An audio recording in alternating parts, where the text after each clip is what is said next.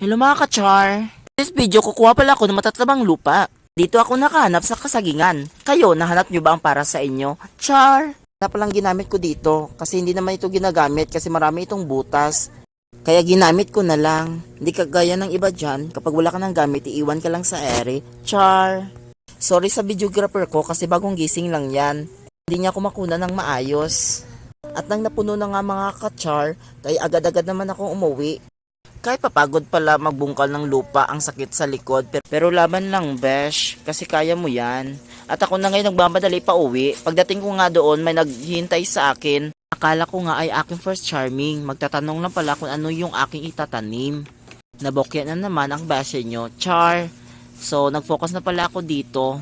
Lalagay ng mga lupa na nakuha ko. Kaya nilagay ko dito banda lang. Kasi dito lang yung mga lalagyan ko muna ng mga seeds. At nang tumubo na, doon ko na transplant ng mga gulay. Thank you for watching and goodbye!